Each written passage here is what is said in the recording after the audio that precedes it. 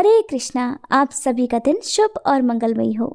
इससे पहले की वीडियो को लाइक करने और कमेंट्स करने के लिए आप सभी का बहुत बहुत धन्यवाद। भगवान कृष्ण की महिमा अपरंपार है। वो किसी न किसी रूप में अपने भक्तों को दर्शन जरूर देते हैं। अगर कोई भक्त उनकी सच्चे मन से भक्ति करता है तो वो हर संभव उनकी सहायता जरूर करते हैं। अगर सच्चे मन से पूरी तरह समर्पित भाव से भगवान की भक्ति की जाए, सुध बुध खोकर अगर सिर्फ भगवान का ही ध्यान किया जाए, सब कुछ मोह माया त्याग कर अगर केवल प्रभु में ही मन लगा लिया जाए, तो भगवान अपने भक्त को कभी संकट में नहीं रहने देते, उसे हर संकट से तार लेते हैं। और आज के अध्याय का शुभारंभ भी भगवान कृष्ण के एक चमत्कार की कहानी से करेंगे। अगर आज की ये कहानी आपको पसंद आए तो वीडियो को लाइक करके हो सके तो शेयर जरूर कीजिएगा। भगवान श्री कृष्ण की जन्मभूमि में हर जगह आपको कुछ न कुछ आश्चर्य ऐसे दिखाई देंगे जो भगवान से जुड़े हैं। कहा जाता है कि इसकी वजह यह कण कण में भगवान कृष्ण का वास माना जाता है। वृंदावन में भी आपको ऐसे बहुत सारे आश्चर्य दिखाई दे जाएंगे। यहाँ पर कई संत भी हुए हैं, ऐसे संत जिनके चमत्कारों के किस्से हमेशा सुनाई देते हैं। आज भी अनेकों संत वहाँ पर हैं जिनके आश्चर्यजनक चमत्कारों को यहाँ आने वाले श्रद्धालु अक्सर देखा करते हैं। ऐसे ही एक चमत्कार है पागल बाबा का मंदिर और उसके पागल बाबा। पागल बाबा और उनके इस मंदिर के निर्माण की कहानी बहुत ही दिलचस्प है, आप सभी को जरूर सुननी चाहिए। पागल बाबा मंदिर मथुरा वृंदावन मार्ग पर स्थित है। इसके बारे में एक कथा जनमानस में आज भी बहुत प्रचलित है। इसके अनुसार एक गरीब कृष्ण भक्त ब्राह्मण दिन भर ठाकुर जी का नाम जपा करता था। उसके पास जो कुछ भी था, या यूं कहे कि जितना कुछ भी रूखा सूखा उसे मांगकर खाने को मिलता, वो उसे भगवान की मर्जी समझकर खुशी खुशी खा लेता और अपना जीवन बिता रहा था। एक बार उसे कुछ पैसों की आवश्यकता पड़ी तो किसी साहूकार से वह पैसे लेने के लिए गया। साहूकार ने उसे पैसे देते हुए कहा कि उसे ये पैसे जल्दी ही वापस करने होंगे। उसकी बात मानकर वह पैसे लेकर घर आ गया। अब वह ब्राह्मण हर महीने नियम से किस्त का हिसाब करके साहूकार के पैसे लौटाने जाता था। आखिरी किस्त के थोड़े दिन पहले ही साहूकार ने वसूली का एक पत्र उसके घर भिजवा दिया। ये देखकर ब्राह्मण बहुत परेशान हुआ और साहूकार से विनय करने लगा, लेकिन साहूकार नहीं माना। मामला अदालत में पहुंच गया। जज साहब अदालत में बैठे हुए थे। ब्राह्मण ने जज साहब से अनुरोध करते हुए कहा कि जज साहब, एक किस्त के अलावा उसने साहूकार का सारा कर्ज अदा कर दिया है और ये साहूकार झूठ बोल रहा है। मैंने तो हर महीने नियम से हिसाब करके किस्त चुकाई है। ये सुनकर साहूकार ने क्रोधित होकर दलील दी कि उसने कोई गलत व्यवहार नहीं किया है। जिस किसी के भी सामने इस आरोपी ने धन लौटाया हो, उसे अदालत में पेश किया जाना चाहिए। इतना सुनकर ब्राह्मण सोच में पड़ गया, क्योंकि साहूकार को जब जब धन लौटाया गया तब उसका कोई भी गवाह आसपास नहीं होता था। इस बारे में बहुत सोचते हुए ब्राह्मण को अंत में अपने भगवान की याद आई और गवाह के रूप में उसने भगवान कृष्ण का नाम ले लिया। भगवान कृष्ण का नाम सुनकर पहले तो जज साहब कुछ हैरान हुए, लेकिन बाद में ब्राह्मण से उनका पता मांगा गया। ब्राह्मण के कहने पर एक नोटिस बांके बिहारी के मंदिर में भेजा गया, क्योंकि जब अदालत में गवाही देनी होती है तब नोटिस मिलने पर गवाह को अदालत में उपस्थित होना ही पड़ता है। अब पेशी की अगली तारीख पर एक बूढ़ा आदमी कोर्ट में पेश हुआ और ब्राह्मण की तरफ से गवाही देते हुए कहने लगा कि जब ब्राह्मण साहूकार के पैसे लौटाता था तब मैं उसके साथ ही हुआ करता था। बूढ़े आदमी ने रकम वापस करने की हर तारीख को कोर्ट में मुंह जवानी बता दिया, जैसे उसे सब कुछ एक एक तारीख के हिसाब से याद हो। साहूकार के खाते में भी बूढ़े आदमी द्वारा बताई गई रकम की जो तारीख थी वो भी सही निकली। साहूकार ने राशि तो दर्ज की थी, लेकिन नाम फर्जी लिखे हुए थे। इसके आधार पर जज ने ब्राह्मण को निर्दोष साबित कर दिया। लेकिन जज साहब अब तक हैरान थे कि इतना बूढ़ा आदमी इतनी सारी तारीखें भला कैसे याद रख सकता है। जज साहब ने उसके बारे में जब ब्राह्मण से पूछा कि ये बूढ़ा आदमी कौन है, तो ब्राह्मण ने उत्तर दिया कि ये सब जगह रहता है, लोग उन्हें श्याम, कान्हा, कृष्ण आदि नामों से जानते हैं। इसके बाद जज साहब ने फिर से ब्राह्मण से पूछा कि बताओ वो बूढ़ा आदमी कौन था। फिर ब्राह्मण ने कहा सच में उसे नहीं पता कि वो कौन थे। जज साहब को इस बात से बड़ी हैरानी हुई। उनके मन में सवाल पर सवाल आ रहे थे कि आखिरकार वो आदमी कौन था। इसी पहेली को सुलझाने के लिए जज साहब स्वयं अगले दिन बांके बिहारी के मंदिर में पहुंच गए, क्योंकि ब्राह्मण ने जब गवाही का वह पता दिया था तो उसमें यही पता उपस्थित था। जज साहब जानना चाहते थे कि आखिर बीते दिन जो आदमी अदालत में गया था वो कौन था। मंदिर के पुजारी से जब जज साहब ने पूछा और सारे घटनाक्रम की जानकारी दी और बात की, तो पुजारी जी ने बताया कि जो भी चिट्ठी पत्री यहाँ आती है उसे भगवान के चरणों में रख दिया जाता है। जज साहब ने उस बूढ़े आदमी के बारे में भी पूछा, लेकिन पुजारी जी ने कहा ऐसा तो कोई भी आदमी यहाँ नहीं रहता। ये सब बातें सुनने के बाद जज साहब को लगा कि हो न हो वे साक्षात श्री कृष्ण ही रहे होंगे। इस घटना का जज पर इतना असर पड़ा कि अपने आप को धन्य मानते हुए उन्होंने अपने पद से ही इस्तीफा दे दिया और घर परिवार भी छोड़ दिया और स्वयं एक संत बन गए, भगवान कृष्ण की भक्ति में रम गए। स्थानीय लोगों का मानना है कि बहुत सालों बाद वह जज पागल बाबा के नाम से वृंदावन में वापस लौटे और उन्होंने पागल बाबा मंदिर का निर्माण कराया। तब से ये मंदिर पागल बाबा मंदिर के नाम से प्रसिद्ध है। इस मंदिर के निर्माण के बारे में एक और प्रचलित मान्यता है कि जब जज साहब को पता लगा कि उनके सामने साक्षात श्री कृष्ण ही अदालत में पेश हुए हैं, तब से वह श्री कृष्ण को ढूंढने के लिए इतने अधीर, इतने बेचैन हो गए थे कि अपनी सुध-बुध खो बैठे थे। इस घटना ने उन्हें इतना बेचैन कर दिया था, इतना व्याकुल कर दिया था कि वह पागल से हो गए थे। इसके बाद वह जिस किसी भंडारे में जाते वहां से पत्तलों की जूठन उठाते और उसमें से आधा जूठन ठाकुर जी को अर्पित करते और आधा खुद खा जाते थे। उन्हें ऐसा करते देख लोग उनके विरुद्ध हो गए। लोगों ने उन्हें मारना पीटना भी शुरू कर दिया, लेकिन वह अपनी सुध-बुध खोकर हर दिन भंडारों का जूठन खुद खाते और भगवान को भी खिलाते रहते थे। हार कर लोगों ने उन्हें पागल के रूप में मान लिया और धीरे धीरे उनका नाम ही पागल बाबा पड़ गया। कहा जाता है कि उनसे परेशान होकर लोगों ने एक बार उनके खिलाफ एक योजना बनाई, जिसके अनुसार लोगों ने भंडारे में अपनी पत्तलों में से कुछ भी नहीं छोड़ा ताकि वह ठाकुर जी को जूठन ही ना खिला सके। लेकिन पागल बाबा तो आखिर पागल बाबा ठहरे। उन्होंने वो सारी पत्तलों में से पोंछ पोंछ कर जितनी भी जूठन हो पाई उन सब का एक निवाला बना लिया और अपने मुंह में डाल लिया। लेकिन इस आपाधापी में इस बार वह ठाकुर जी को भोग लगाना भूल गए। इस बात का एहसास होते ही बिना ठाकुर जी को भोग लगाए ही वे निवाला मुंह में रख गए हैं, तो उन्होंने अपने मुंह का जो निवाला था वो गले के नीचे जाने ही नहीं दिया। उन्हें लगा कि अगर वो पहले खा लेंगे तो ठाकुर जी का अपमान हो जाएगा और अगर ये निवाला बाहर थूक दिया तो अन्न का अपमान हो जाएगा। अब वह निवाला मुंह में लेकर ठाकुर जी के चरणों का ध्यान करने लगे। तभी अचानक से बाल गोपाल एक सुंदर से लड़के के रूप में पागल बाबा यानी जज साहब के पास आया और बोला, क्यों आज मेरा भोजन खा गए?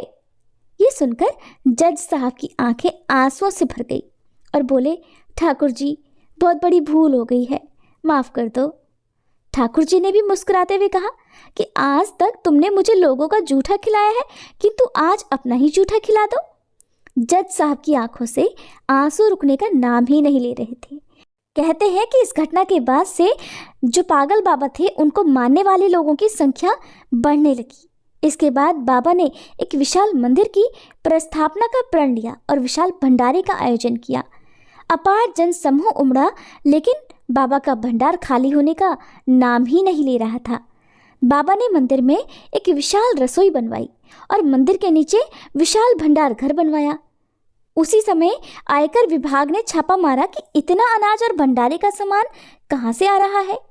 बाबा का चमत्कार तब भी हुआ जब पूरी टीम भंडार घर में घुसी तो उसे वहाँ कुछ भी नजर नहीं आया और वे आश्चर्यचकित हो गए कि जब यहाँ कोई सामान ही नहीं है तो इतना विशाल भंडारा कैसे चल रहा है। हैरान परेशान होकर आयकर के अधिकारी वहाँ से चले गए। पागल बाबा को समर्पित यह विशाल मंदिर आज भी वृंदावन में मौजूद है।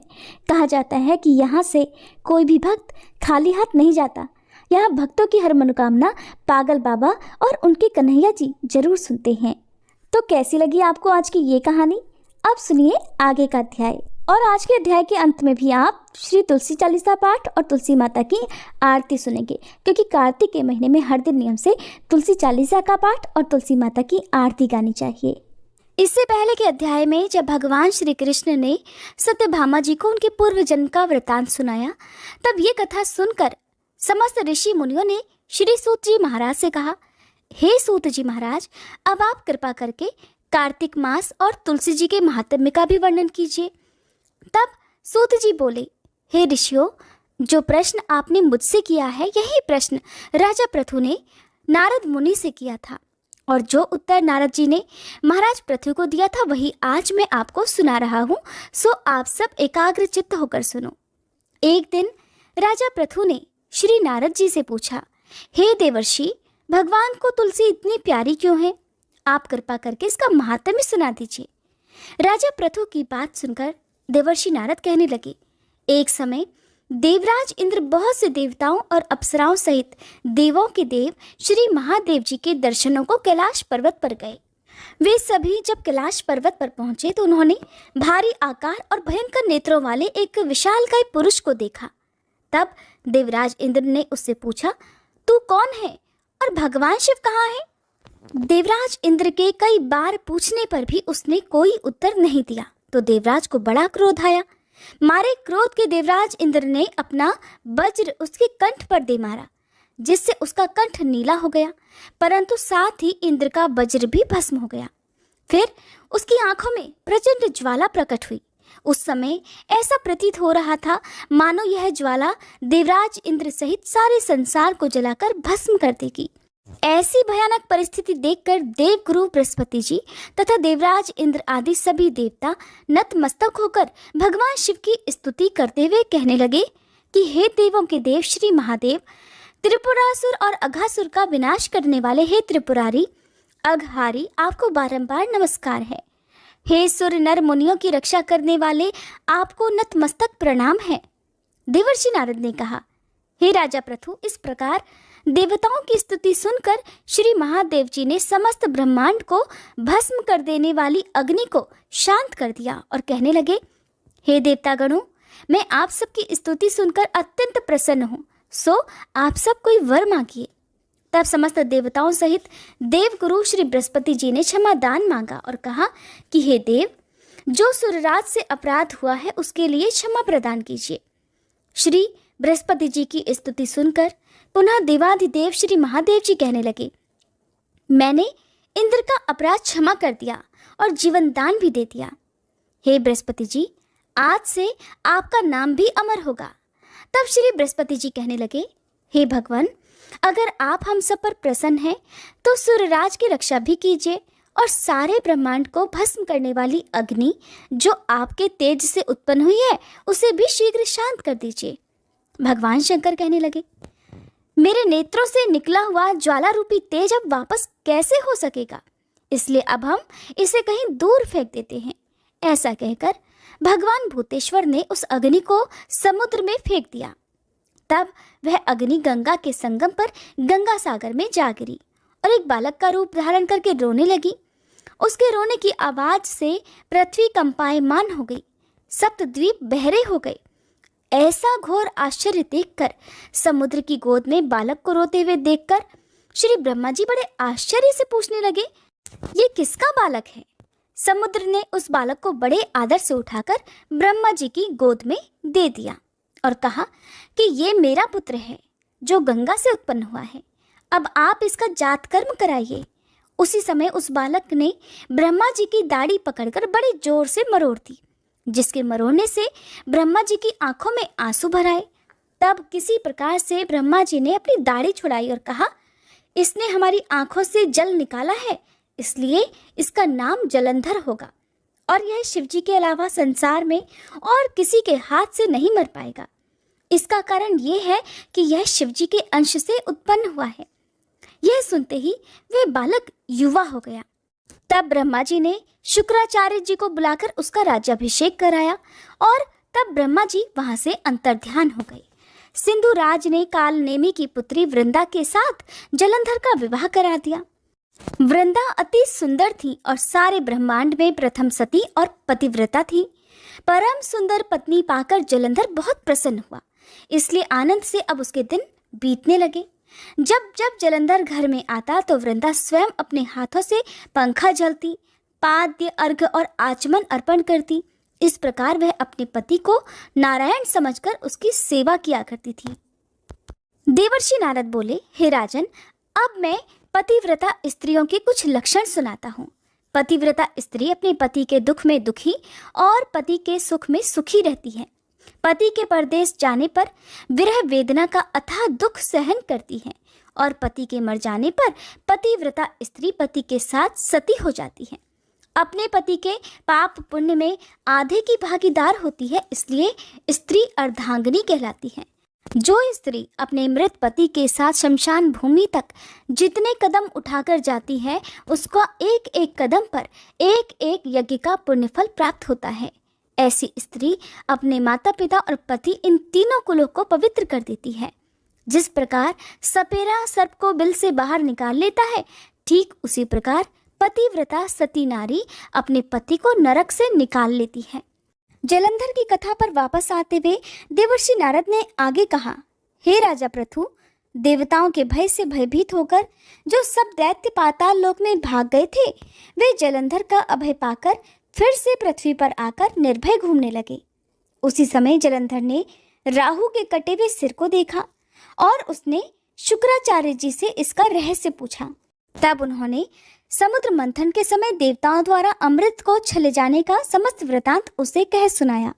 इस प्रकार अपने पिता का मंथन और देवताओं द्वारा दैत्यों का अपमान सुनकर जलंधर को बड़ा क्रोध आया। क्रोध में भरे हुए जलंधर ने घसमर नामक दूत को बुलवाया और देवताओं के पास भेजा। घसमर ने देवराज इंद्र की सभा में जाकर अभिमानवश न तो अपना मस्तक झुकाया और न नमस्कार किया, बल्कि गरज कर कहा कि दैत्यराज जलंधर ने जो कुछ कहला भेजा है वह सब कान खोल कर सुन लो। उन्होंने कहा है कि मेरे पिता समुद्र का मंथन करके जो 14 रत्न तुमने लिए हैं, उन पर तुम्हारा कोई अधिकार नहीं है। भला इसी में है कि वे रत्न तुम हमको वापस लौटा दो। दूत के ऐसे अभिमानपूर्ण शब्द सुनकर देवराज इंद्र भयभीत हो गए और विस्मय के साथ बोले कि समुद्र सदैव हमारे शत्रु दैत्यों की रक्षा करता है, इसलिए उसको हमने मत कर जो रतन लिए हैं उस पर दैत्यों का कोई अधिकार नहीं। दूत ने देवराज के ऐसे वचन सुनकर वापस लौटकर जलंधर को उत्तर सुना दिया। इसे सुनकर जलंधर को बहुत क्रोध आया और देवताओं को जीतने का उपाय वह सोचने लगा। उसने सभी दिशाओं में दूत भेजकर और पाताल में संदेश देकर समस्त दैत्यों को बुला लिया और शुंभ और निशुंभ को दैत्य दल का सेनापति बना दिया। उन्होंने दैत्य दल सहित नंदन वन में जाकर देवराज इंद्र की अमरावतीपुरी को चारों ओर से घेर लिया। तब देवराज इंद्र की आज्ञा से देवता भी युद्ध करने के लिए तैयार होकर युद्ध के मैदान में आ डटे। अनेक प्रकार के शस्त्रों से दैत्यों और देवताओं में भीषण युद्ध आरंभ हो गया। दोनों पक्ष एक दूसरे को मार मार कर गिराने लगे। सब ओर रक्त की धारा बहने लगी। मरकर गिरे हुए हाथियों और घोड़ों से पृथ्वी भर गई। जो दैत्य समर भूमि में मर जाते थे, उन्हें शुक्राचार्य अपनी संजीवनी विद्या से जीवित करने लगे। उधर देवगुरु बृहस्पति भी द्रोणाचल पर्वत की दिव्य जड़ी बूटियों का प्रयोग करके देवताओं को दोबारा जीवित करने लगे। जब देवगुरु बृहस्पति द्वारा जड़ी बूटियों के प्रयोग से देवताओं को जीवित करने का समाचार दैत्यराज जलंधर ने सुना, तो उसने समस्त बलशाली दैत्यों को एकत्रित करके आज्ञा दी कि द्रोणाचल पर्वत उठाकर समुद्र में फेंक दो। जलंधर की आज्ञा पाते ही दैत्यों ने द्रोणाचल पर्वत उठाकर समुद्र में फेंक दिया और फिर घोर युद्ध आरंभ कर दिया। दोबारा प्रारंभ हुए युद्ध में बहुत से देवता मारे गए। तब देवगुरु बृहस्पति जी एक बार फिर संजीवनी बूटी लेने के लिए द्रोणाचल पर्वत पर गए। वहां पर पर्वत को न पाकर और देवताओं का संहार होते देखकर देवगुरु घबरा गए। इसके बाद जो कुछ भी हुआ उसका वृतांत आप आगे आने वाली वीडियो में सुनिएगा।